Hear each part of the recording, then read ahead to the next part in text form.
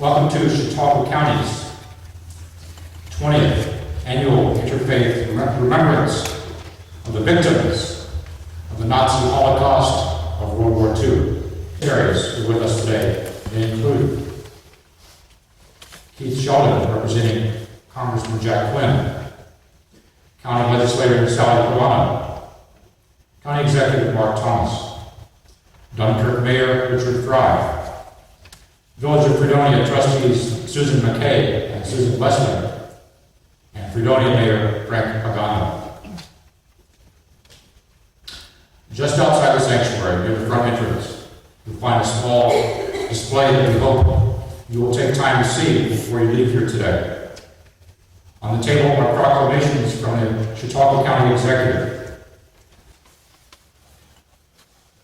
Almighty God, God of the Israelites and of all peoples, we ask you to look upon us today and be with us during this time of remembrance.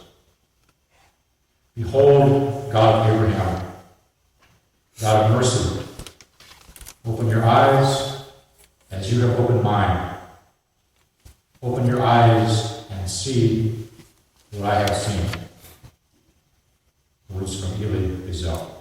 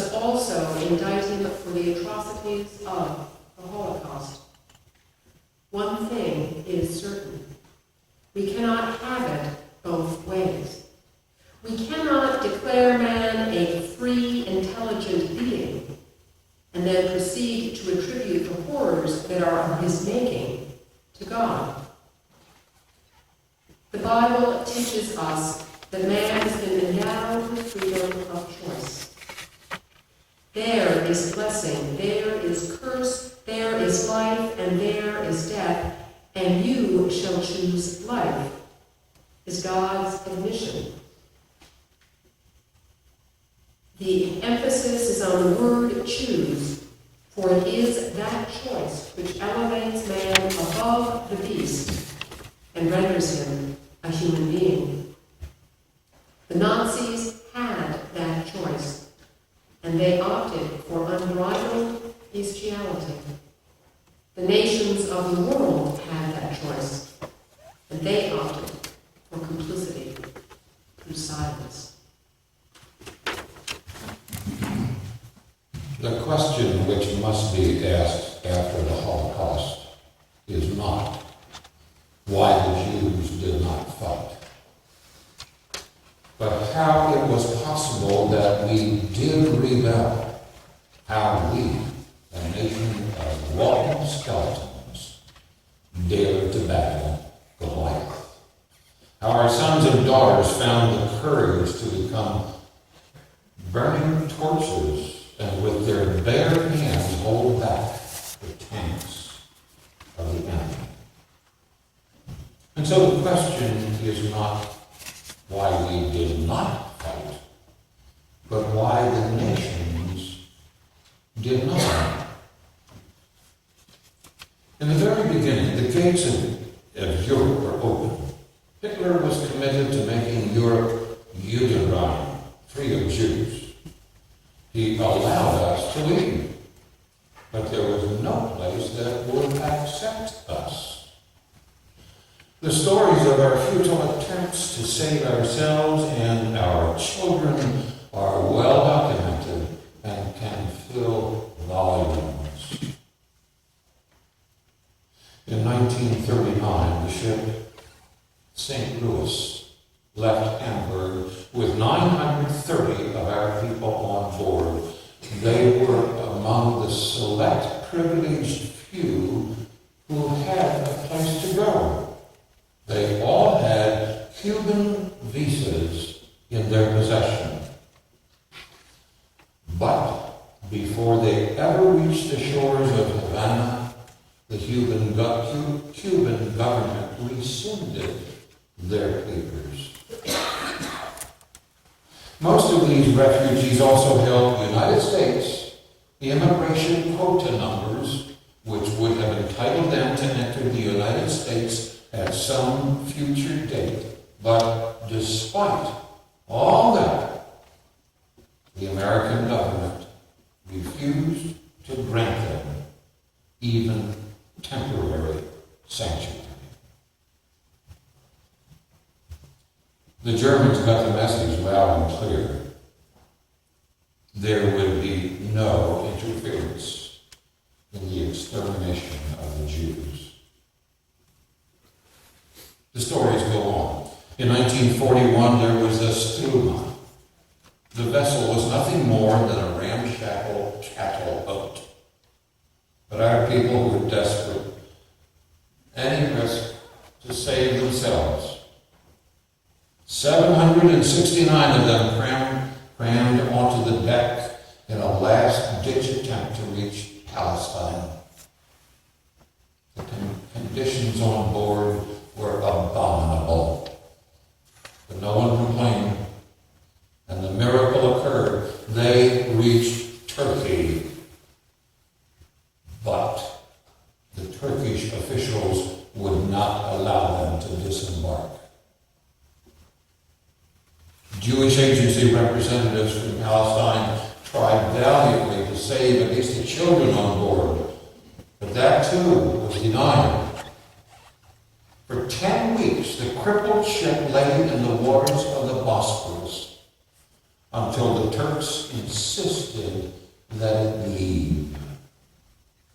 80 Turkish policemen forced their way on board and tugged the Struma into the Black Sea.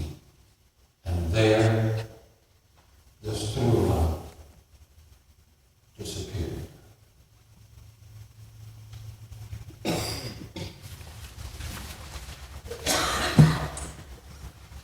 The law of existence requires uninterrupted killing so that the better may live. Adolf Hitler. In one way, the Nazis were positively democratic.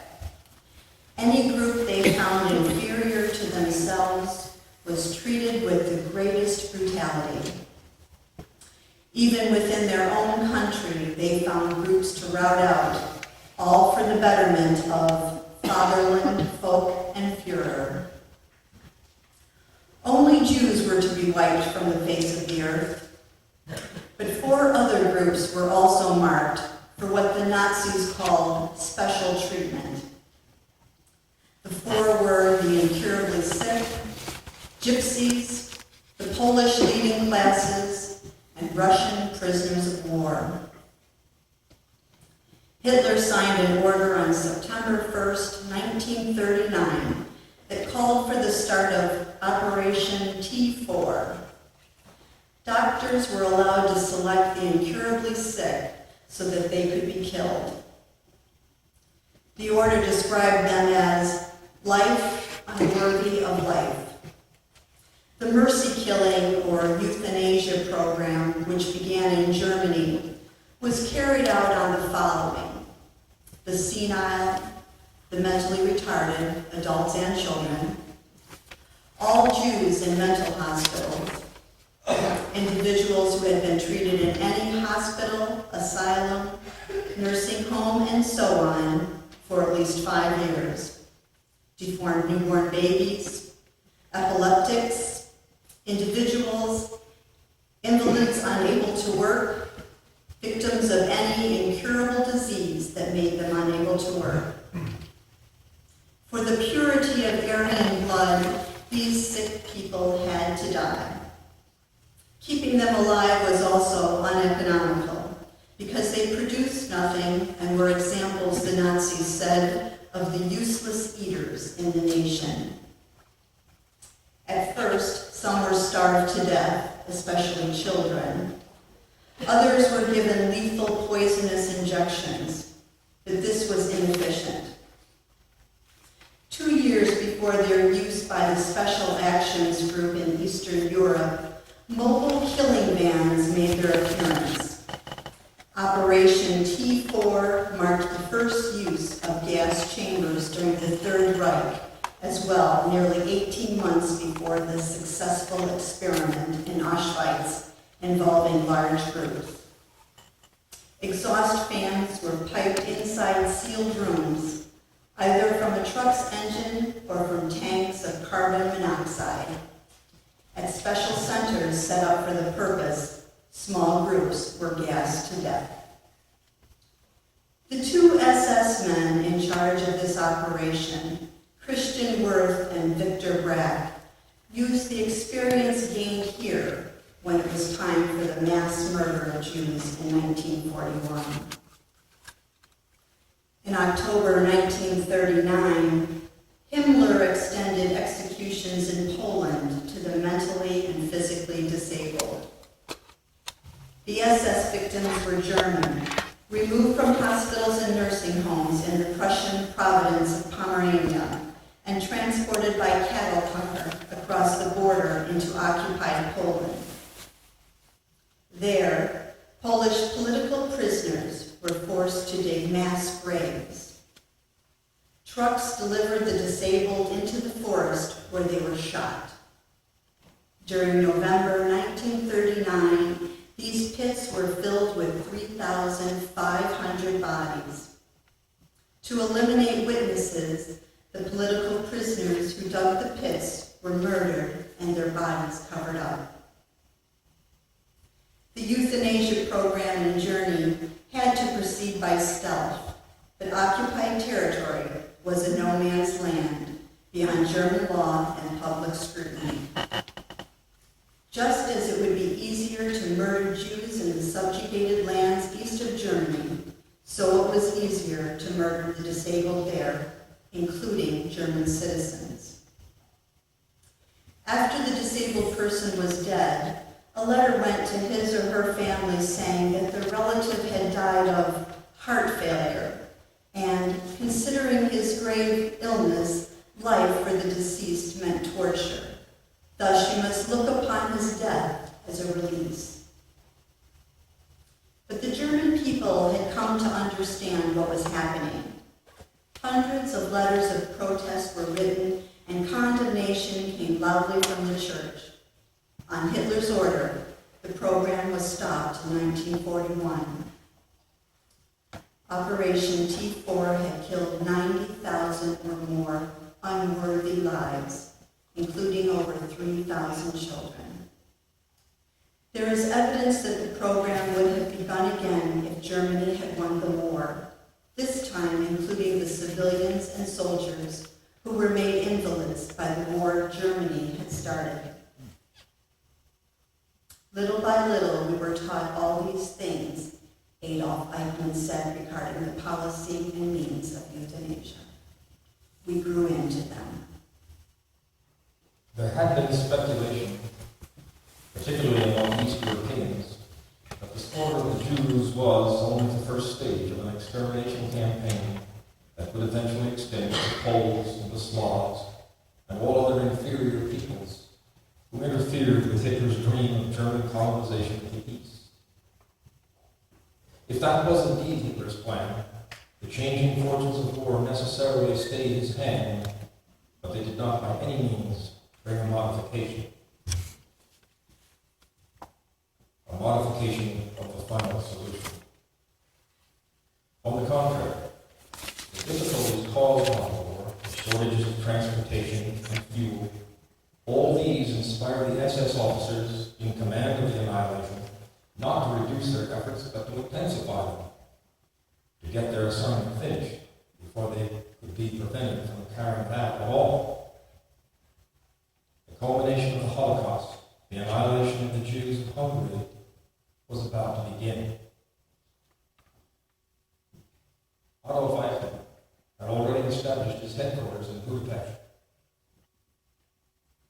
"Do you know what I am?" Eichmann asked at his first meeting with the Jewish Council of Hungary on March 31st, 1944. "I am a bloodhound." 6 weeks later, on May 15th, the deportation to Auschwitz began. It was an operation in which Eichmann took considerable pride. In the middle of a major military campaign, in the middle, in fact, of a catastrophic retreat from the battlefields of the East, Eichmann managed to bargain for enough trains to ship 500,000 Hungarian Jews to their death. There were 3 trains a day on the average, each hauling between 40 and 50 freight cars, each car carrying about 80 to 100 people. As on the transports from Germany and France and Holland and everywhere else, the prisoners were given no food or water. But they had been encouraged to bring with them whatever personal possessions might prove valuable in the resettlement camps. And so they embarked with sandwiches and blankets and prayer books and carpets and the family silver and even pouches of diamonds. In less than 2 months, about 400,000 of these Hungarian Jews found themselves on the ramp at Auschwitz. In May 1944, Rudolf Höss, creator of the camp at Auschwitz, resumed command of the camp he had created. On the new ramp at Birkenau, very few selections were made now. The SS men and their dogs herded the prisoners along. A dozen steps led downward to the brightly lit changing room. Each of these rooms could accommodate as many as 1,000 people at a time.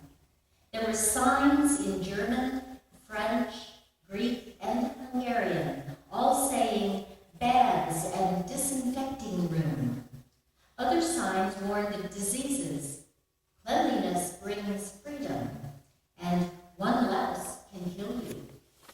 There were wooden benches along the walls, and above these benches there were pegs and coat hangers. More signs told the prisoners to hang up their clothes and to tie their shoes together by the laces. The pegs were numbered, and the signs told the prisoners to remember their numbers so that they could retrieve their clothes after the baths. Once the prisoners had undressed, they were herded into another large room, also brightly lit. Once inside,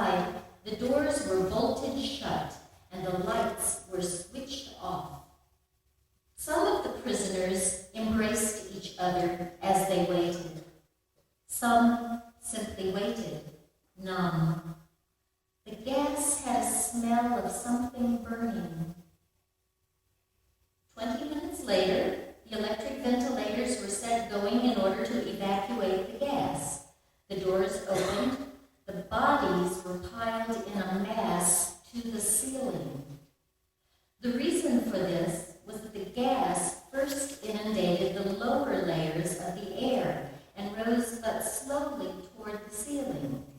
This forced the victims to trample one another in a frantic effort to escape the gas. The bodies of the women, the children, and the aged were at the bottom of the pile. At the top, the strongest. Their bodies, which were covered with scratches and bruises from the struggle which had set them against each other, were often interlaced. Blood oozed from their noses and mouths. Their faces, bloated and blue, were so deformed as to be almost unrecognizable. The Sonder Commando Squad, outfitted with large rubber boots, lined up around the hill of bodies and flooded it with powerful jets of water. This was necessary because the final act of those who die by drowning or by gas is an involuntary defecation. Each body was befouled and had to be washed.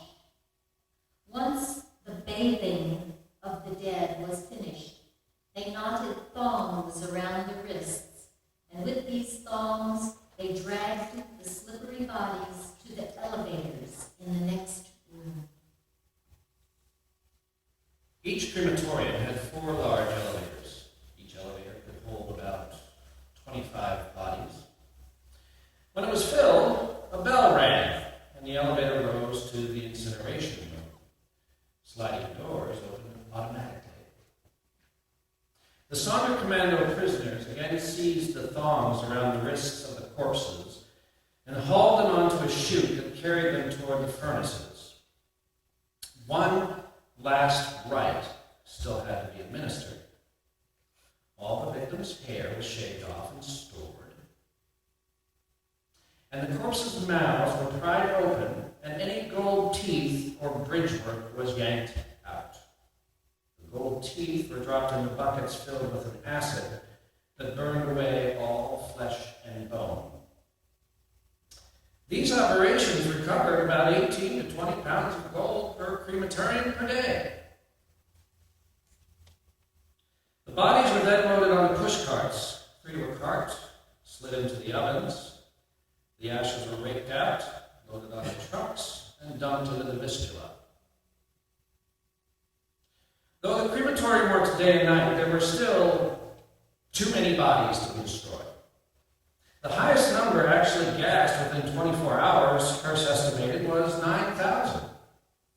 The Nazis had to resort once again to more primitive means that they had previously abandoned. In the fields of wildflowers that were now blooming behind the crematorium, Hearst ordered 9 gigantic pits dug. There he had thousands more bodies dumped in and set afire. It is not easy to burn bodies, particularly emaciated bodies. The first attempts, long before the crematorium were built, had used up a lot of scarce coke. The Nazis had therefore conducted a series of experiments to find out how to save fuel. They soon found that if a fat man was burned along with a thin one, the fat man's fat would serve as fuel to consume the thin one. In due time, they discovered a still more efficient combination. A fat man and a thin woman, or vice versa, and a child.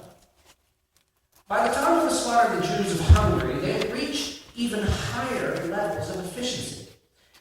The pits to be filled with corpses, up to 2,000 at a time, had been dug with slanted bottoms so that the fat could flow into containers and be scooped up and poured back over the burning bodies. In September 1941, Paul Blobel led a killing squad that murdered 34,000 people and 2 days at a ravine in Kiev called Baba Yar. Toward the end of the war, he was put in charge of digging up bodies of Jews and burning them to hide the evidence of slaughter. He was executed in 1951. When Blobel was questioned at his Nuremberg trial by the president of the tribunal, he revealed that he had eased his conscience by belittling the stoicism or realistic fatalism of the victims. Judge Michael Musman, did you ever have any experience with the victims being recalcitrant as they were being led to the grave, attempting to break away, or was there any demonstration or any attempted struggle? Blobel, I could never observe that there was resistance. They were well guarded, and Eastern men get over things so very quickly. And I was surprised at that. It was quite unbelievable for us Germans. Musmana, you mean that they resigned themselves easily to what was awaiting them? Blobel, yes, that was the case. That was the case with these people. Human life was not as valuable as it was with us. They did not care so much. They did not know their own human value. Musmana, in other words, they went to their deaths quite happily? Blobel, I would not say they were happy. They knew what was going to happen to them. Of course, they were told what was going to happen to them, and they were resigned to their fate. And that is the strange thing about these people in the East. I found out or repeated and shown in 1994, but it was color pictures from World War II. What I remember is at the end of the program, you had a group of American soldiers who were at Dachau, who had liberated Dachau. And then as they were leaving, one of the soldiers had gone into the post office there. He went in and took the stamp that all the mail coming in and out was franked by, and took it with him. And the program ended saying, and the atrocities stopped. It's been almost 6 decades now. Unfortunately, we have learned atrocities have not stopped. Whether we're talking about what happened in the Pakistan-India Civil War, right after when the British Raj ended, or whether we talk about what happened in the Soviet Union, or China, or Cambodia, or Rwanda, Bosnia, the Middle East. We have had 6 decades once again to confront the unthinkable, the incomprehensible. The ancient Romans had a word to describe an experience, and they had the word, it was called nephos, the unspeakable, the thing that is so difficult that you can't even talk about it. Our speaker today is a person who was involved in a process called the Nuremberg Trials, where people had to look at the incomprehensible and try to judge the unspeakable. He was a translator. He was also a censor for the correspondence between some of those people who did the incomprehensible, who were involved in the unspeakable. He will talk to us today of his experience. Gregory Peterson, for treating me like a true celebrity. I won't be able to be lived with after this. And finally, I want to say that part of the reason I'm here is that I'm inspired by my cousin, the late Henry Joseph, resident of Buffalo for almost 50 years, who made it through the Lodz Ghetto, Auschwitz, and was finally liberated there in Belsen. He taught me and many others something about survival, but in addition, he showed us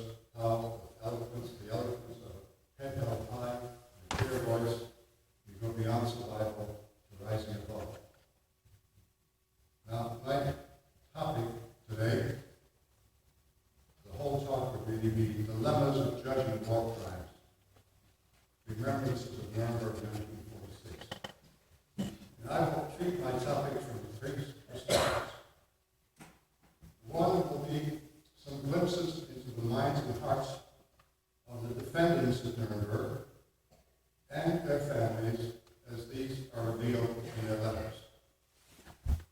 Two, and I'll go very quickly over that, deals with problems inherent in judging war crimes, the obstacles, the pitfalls, the futility, and yet the absolute necessity of trying to do something such as was done in Nuremberg, as it was attempted in Bosnia, in Rwanda, in South Africa, in Cambodia most recently, and now we're talking about doing something like that in Iraq. And finally, a personal retrospective of my own contradictory impulses experienced by me almost 60 years ago. Now, first of all, my role in Nuremberg at the time, this is hard to imagine, I was 18 months. I was private, and I was sent there through a series of fortuitous events. Nothing on my part. War was over. People were sent home. They needed someone who spoke German, so they sent me there. And what was going on in Nuremberg, let me just give you a little capsule here. Out in the hall, there's a mock-up of the map of the courtroom where people were. I remind you of some of these people who were being tried, although we just had some reminders. And just to refresh it. The International Military Tribunal was convened 20th of November 1945. I arrived in December. There were 21 defendants then, and organizations such as the Gestapo, the SA, the Stormtroopers, the SS, and the High Command of the Armed Forces. The accused were prosecuted by legal delegates of the United States, Great Britain, France, and the USSR. 4 nations of the 18 who were signatory to the charter unique in world history which created the IMT, International Military Tribunal. Also in the courtroom, which still contained the figure of Moses holding 10 commandments, were 4 judges from the 4 nations mentioned and their alternates. Now, very quickly, a summary of the indictments. And I suggest this is interesting because we're again talking about war crimes trials, potential war crimes trials in Iraq. 1, the common plan or conspiracy to show that the other 3 counts were planned and premeditated. 2, crimes against peace, violations of international treaties and agreements, and war crimes, methods of war and military occupation, in conflict with laws and customs of war, crimes against armies, prisoners of war, civilians. And finally, crimes against humanity, which are the crimes you've been hearing about here today. Murder and persecution of those opposed to the Nazi Party or the common plan as delineated in Count 1. Now, what did I do there as censor? And that was really my primary responsibility. The accused, and we're talking about the so-called Big 21. There were smaller trials after the International Military Tribunal. People like Goering and Hess, etc. They were allotted 1 letter and 2 postcards a week. They could also receive mail from their families and friends. Our job for censors was to look for signs of escape.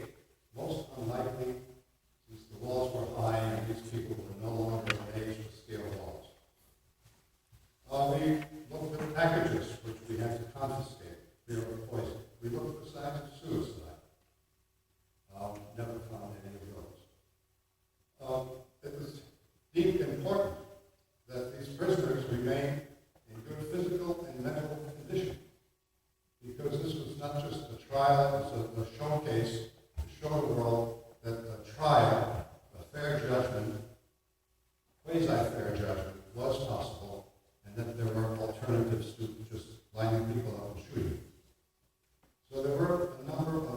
psychologists, psychiatrists working in the prison, there were pastors, and there were physicians. And finally, we had to look so that we could not let them have mail that might disturb them in some way.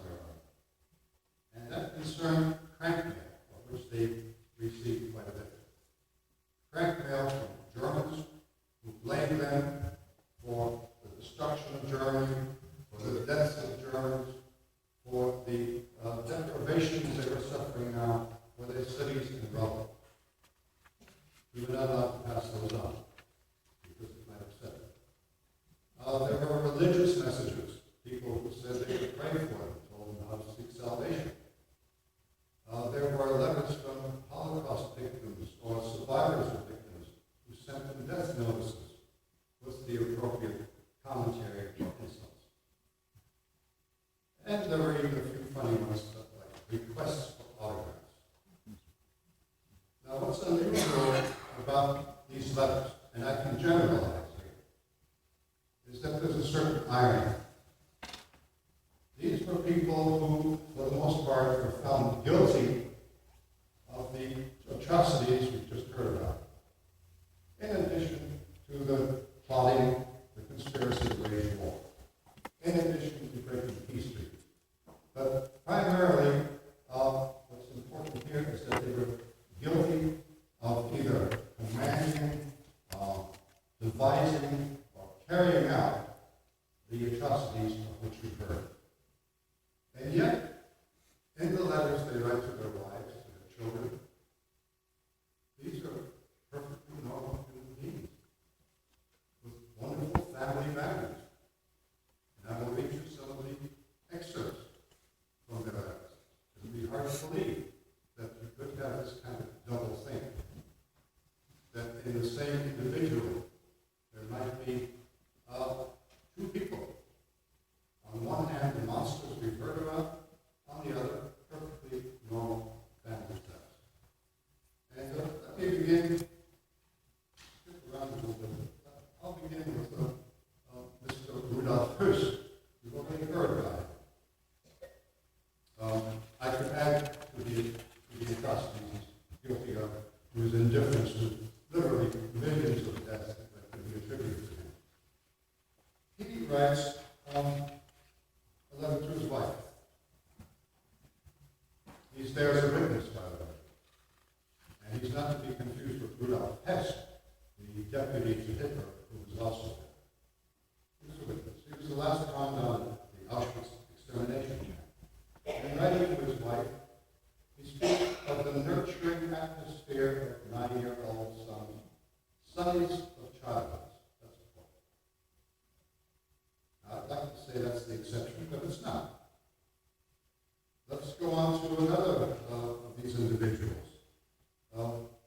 Julius Streicher. Julius Streicher was a person who really did not belong in the box among the accused. Not only in retrospect, but in the opinion of his fellow co-defendants. He was a brute. He was a Jew baiter, publisher of the Sturm. He was a man often pictured barrel-chested, booted, and with a whip marching along the streets of Nuremberg. He was a pornographer, and Rebecca West described him as the sort of person who gives trouble in parks. He was also extremely stupid.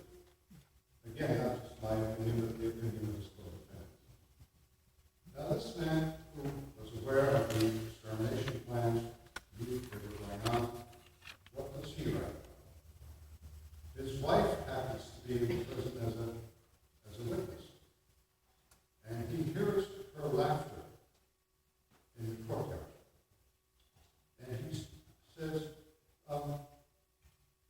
speaks of the delight in hearing our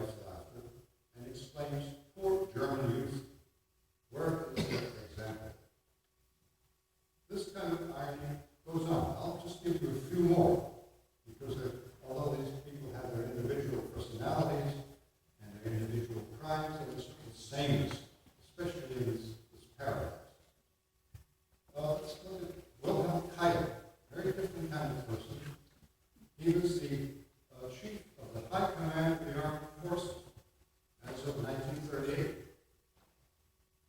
A kind of weak, pliant military man. He carried out commands that others generated. But he signed many orders related to counts 3 and 4.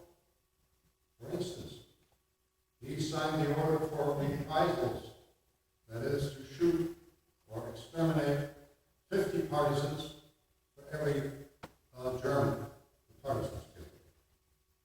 Soviet soldiers killed. He gave the order that downed Allied pilots not be captured but be shot. And he signed orders for slave labor. So, a calm sort of man, a military man, but a brute like the rest of them. And yet, what does he write about? He, again, writing to his wife, he's concerned primarily with honor. Now, this was a rather big deal for him. He knew he would have to die. He apparently didn't mind dying in a fighting squad, because that's how soldiers died with honor. But to be hanged for a German soldier, especially someone dating back to the old aristocracy, is the greatest dishonor possible. To be hanged like a common criminal. This was his major complaint. And one of the French judges, Dunkirk, from the name you can tell, he's also from the old aristocracy. He understood that. And he wanted him shot rather than hanged.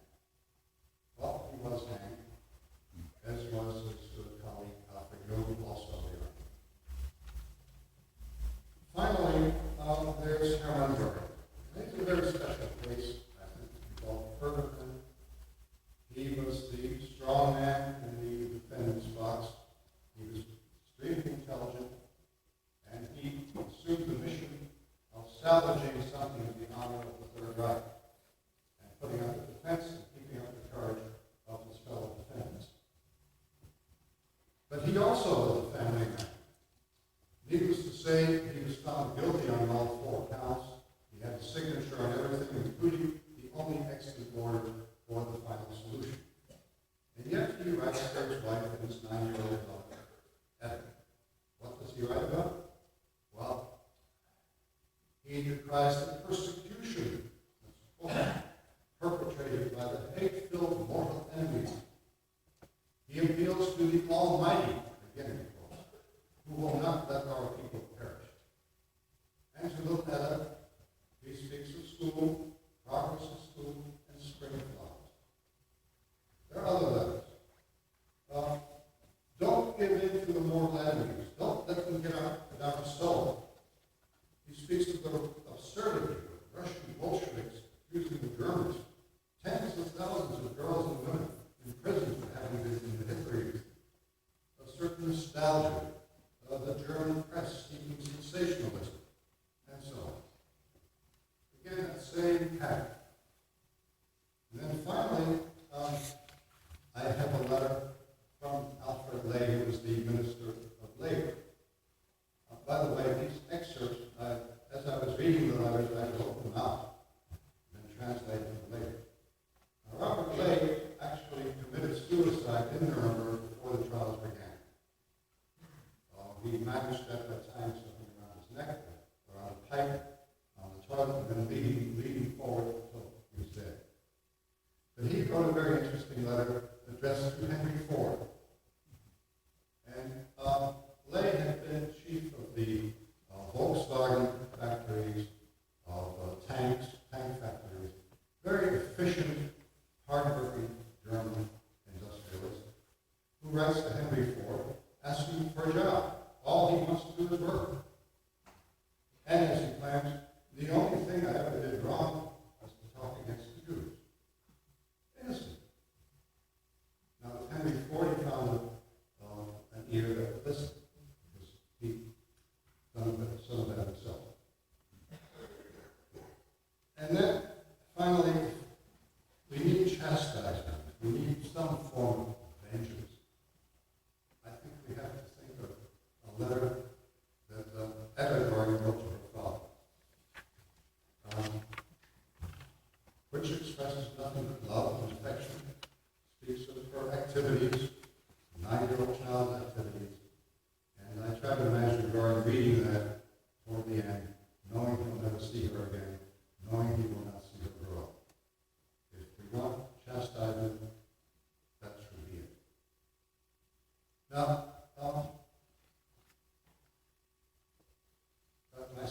part deals with these inconsistencies of judging war crimes. Now, I'm going to go over that rather hastily in the interest of saving some time. But war crimes trials are not a pure efficient matter. There are many obstacles, many things have never been tried, many things don't really make sense, but all you have to do is think of the system of justice even in our daily lives. So the trials we've seen on television in the last decade or so, there are absurdities. There are minors who are committing major adult crimes, and we don't know how to deal with it. There's the intrusion of politics, of money, and more entertainment. So you can imagine that in international law, it's even more problematic, there are more conflicts and procedures, and the grounds for judgment. And I will just list them without making too much comment. Codified rules, rules that have been written down, simply aren't applicable in wars of mass extermination and planned slaughter. The law wasn't ready for that. There is always the accusation of victor's justice. In order to be tried for war crimes, you have to first lose a war. And of course, there's some truth to that. There was at Nuremberg, there was a danger of incriminating the Allies. Admiral Denison, who was a relatively honorable man, was found to have waged dirty sea warfare. But the American justice, Francis Biddle, didn't agree. Or he did agree, but he said that Admiral Nimitz, the American admiral in the Pacific, fought an even dirtier war. So that the justice finally agreed not to sentence him to death, but to give him, I think it was 10 years. There were other cases. There was, for instance, in the War of Aggression, there was a little thing called the German-Russian Non-Aggression Act of 1939, where they agreed to invade Poland and then share the spoils. Well, Russia was involved in that. Of course, Hitler had no intention of keeping that promise, but still they were guilty. So that was brushed aside. There was another incident at the Katyn Forest, where the Germans were accused of slaughtering almost 1,000 Polish officers. Guess what? The Germans did it. First of all, the Germans tried to raise the number to 10,000. But then it was made very clear that the Russians had been the ones who executed these people. So you run into problems there. There were gaps in Nuremberg. Nothing much was ever said about the firebombing the city. The Germans did it in London, but as Kenneth Anderson, expert on all these matters, points out, the Americans practiced it with a little more relish in places like Dresden and Leipzig. So things get to be very complicated. And then there's the matters of public opinion, class and breeding of the defendants. That enters into it. The experiences of the judges' respective countries. If you're a judge from the United States, you're kind of outside. We lost soldiers, we sympathize with the victims, but we never return to our cities and our towns to find people hanging from lampposts. Nor did we lose millions and millions of men. So that had an influence on it. Russia, of course, initially wanted to hang everyone. Churchill was ready to do that. If I'd been a judge at the time, I was willing to do that. And yet, in spite of all these problems, it's absolutely necessary, I believe, and others believe, that we have to keep trying. The attempt has to be made. The effort has to be made to grapple with responsibility. There has to be a humanitarian leap of faith. We have to go beyond vengeance and punishment. And in that process, American idealism and coupled with the naivety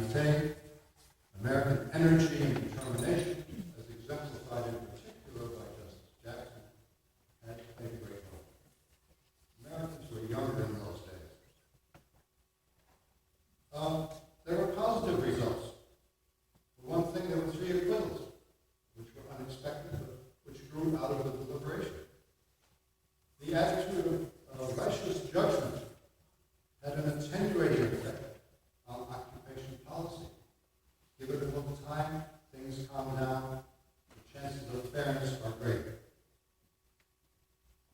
There were no mass purges. That's a negative way to put it, but that's what would have happened ordinarily. And it was learned that international law, and not statute law, that international law grows out of precedent and not statute law. So there's much more to be said here, but I mention all this because it's so much in the news. As was mentioned, we had some attempts at trials in South Africa where the approach was the Truth and Reconciliation Commission, which had some good effects. In Rwanda, they're still having trials called Gacaca, which are done on a public level with a small, very minuscule number of people will be prosecuted or condemned. And it's impossible to get them all.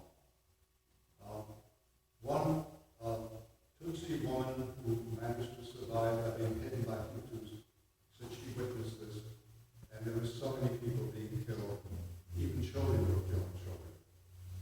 These atrocities, like wars, have their own momentum. They acquire their own momentum.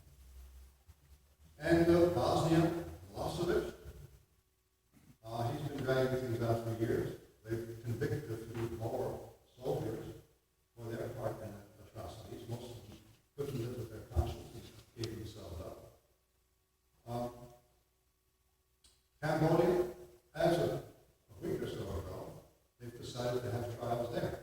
But the UN is not terribly up there. They're advisors. And the thing is going to be run, if it's going to take place at all, by Hun Sen, the Prime Minister of Cambodia. And no one knows exactly what will happen, if anything. Here we're concerned with 1.7 million people from the killing fields of Cambodia who died of starvation, of overwork, of disease, and of forms of extermination. So not much happens, but if there is moral progress, and I believe there is, it goes at a snail's pace, but it does happen. Finally, I want to read to you my own remembrances of Nuremberg, who I was back in 1945-46, what I saw, and what my feelings were. I may seem to wander a little bit here, but I'll get back to the point.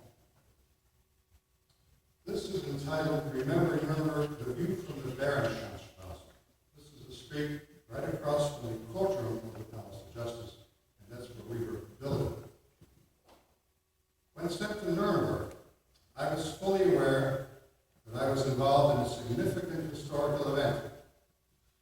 At the time, I viewed it as a postscript to the war, an act of magnanimity, which would demonstrate once and for all the horror of the Nazi atrocities and their futility. At the same time, I harbored the less magnanimous conviction that the leaders of the Third Reich were guilty, that they would hang, that they should hang. I was 18. Since then, I've come to realize that there was indeed a great deal of magnanimity on the part of many who set up and conducted the trial. I've also come to realize that whereas Old Testament axioms apply, eye for an eye, those who live by the sword, etc., the long-range significance of the International Military Tribunal has to do with the conduct of nations in conflict and with the humanizing of behavior during international and international settling of accounts. I was in Nuremberg from January 46 until mid-48. In my remembrances, while they do not have a place in the annals of international law, do add a few threads to the tapestry of events at Nuremberg. My additions are what might be called little significant details. Mine was the view from the Baronschanstrasse. Being 18, a private in the U.S. Army in 1945 meant that I was anxious to serve my country. I knew that our side was good and the Axis power was bad. Democracy was right. The war was over and there would be no others. The above is is not an abbreviated summary. It constitutes my thinking on these subjects in its entirety. I felt sheepish, in contrast with GIs who had seen action and were now being repatriated. They were recognized heroes while we had sailed eastward from New York Harbor displaying messages such as, "Welcome home, job well done." The veterans in Nuremberg felt the War Department was dragging out their repatriation, the army service, and while they waited, they drank and got drunk. Seemed normal to me. 18-year-old males are often sort of dumb. But to be politically correct, let me state that women are catching up. I was a graduate of the Manhattan High School of Aviation Trades. Trained to earn a living, service of airplanes, and nothing in my profile at the time suggested that I go to college, let alone hang out in one the rest of my life. So in order to manage the remembering, the piecing together of the experience, I had to conjure up my pre-professional past, my pre-college identity. Not an easy task, and if you're going to be honest, not a very pleasant one. Because it turns out that it involved many letters I had sent home, letters which now seem to have been written by someone I never knew, someone I did not particularly care for. I was judgmental, superficial, and worst of all, boring. Once settled into the routine of my job, I seemed almost oblivious to the drama and the historical wave of proceedings in which I had a part. I wrote of workload, my colleagues, superiors, my billets, my leisure activities. There were occasional observations of encounters with Germans, consistently referred to as Krauts. I derived no small satisfaction from their beaten state, their inability to obtain sufficient food and other essentials, their begging for handouts, their pouncing on cigarette butts flicked away by the victors. None, of course, had ever been a Nazi, because they always volunteered. This was an international military tribunal, not only inside the courtroom, because Nuremberg was in the American zone of occupation, and the prison administration and security were headed by the U.S. Army. However, the ceremonial guard duty of the Palace of Justice was assumed in turn on a monthly basis by companies of soldiers of the four occupying powers. I remember no contacts with the French or British, but I did chat with some Russians, very strange fellows. They'd been paid all at once at the end of the war, and they pranced around with little black satchels full of money. Their favorite purchases were watches with luminous dials. And I saw some with whole collections extending the length of their arms. That wasn't as strange as the pride they took in the length of military service. By 1946, the war over, the GI derived a certain prestige from brevity of service. One Russian acquaintance pounded his chest, making his medals bounce, and boasted of his 5 years. I remember the old city of Nuremberg, the medieval walled city, the fortress, the gutted church of Our Lady, the old houses and monuments, the sort of place I now explore at length.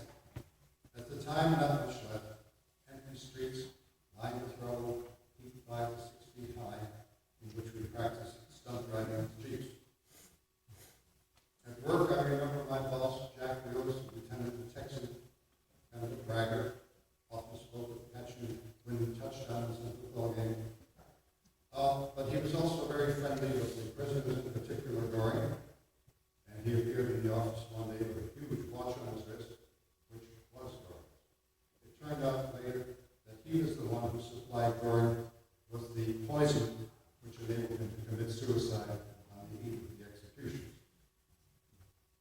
Well, all this sounds sort of like fun, unenlightened, all too typical daily routine. But there was another side to my participation. I had brought to Nuremberg some baggage which was not your standard general issue. We are. When you're Jewish and you get yourself born in Germany in 1927, it's likely that you will develop some characteristics which set you apart, if you're left alone to develop that. Because you see, very gradually, you come to understand that which is made clear to you every day, which you're reluctant to accept, namely that 10% of your countrymen, your neighbors, your colleagues, schoolmates think you should be destroyed. 80% don't really agree, but what can they do, and besides they don't know. And another 10% are opposed to the persecution and either get out or join victims. These figures are impressionistic. Thanks to parental foresight and luck, my mother, brother, and I moved to Luxembourg in 1935 and in 1938 to the United States. We lost most of our material possessions, but by 1945 that mattered little. We were comfortable, and in spite of the burden of being different, mine has been a very happy New York adolescence. Some of our relatives preceded us, a few followed. Most perished. My maternal grandmother, the person I love most, my paternal grandparents, aunts, uncles, cousins, their annihilation into Asienstadt and elsewhere was documented by the bureaucratically efficient machinery of destruction which makes the Holocaust unique. And you've heard some other examples of this efficiency. I knew they were gone, but I continued looking for them in transports and camps of displaced persons. At home, we had not talked about it. It was always there in generalized references, during congregational assemblies, religious rituals for the dead.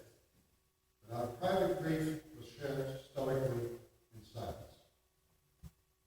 The grief was part of my emotional paraphernalia when I arrived at the Palace of Justice. So was the hatred and the desire for vengeance. The hatred was abstract, directed at a generic group called Germans. Like the Soviets representing their nation in the courtroom, and for the same reasons like Churchill, I wanted them hanged, bombed, destroyed. They taught me well. Individually, no German ever aroused feelings that extreme. I feel disdain, repugnance, superior. But I had no desire to hurt anyone. The Nuremberg defendants, as a group, were part of the extraction. The first time I saw Goering was when we crossed paths in the wooden, closed passageway which led from the prison to the courthouse. I was delivering the day's mail to the prison. He was being escorted to the courthouse. Passage was about 4 feet wide. I stopped, stepped aside, intimidated. This bothered me then, it still bothers me. In my letters home, I spoke of such encounters with others I was reading, but in part to spare my mother, I assumed my guarded stoic role. I did not display my feelings. I sent home the excerpts I shared with you and some others, commentary I felt was superfluous. And frankly, I still can't comprehend the doublethink of these individuals, their obvious moral awareness, the authenticity of their family bonds, and then how somehow the total suspension of these feelings and convictions in their dealings with groups who, in the final analysis, were deemed inconvenient. For Albert Camus, the criminal is one who has an ignorant heart, who accepts the plague which kills. I do not believe from what I read in these letters that their hearts were ignorant. On the other hand, lamenting and accepting the plague, spreading it, I return a verdict of guilty. And that's my judgment, or the present state of my evolving opinion. I'm a reluctant judge, a judge in spite of myself. It's a judgment derived after long deliberation, a judgment informed by the thinking of wise mentors like Albert Camus. I've not forgiven anyone. Forgiving is a godlike act, and I'm not that presumptuous. Besides, no one has asked me for forgiveness.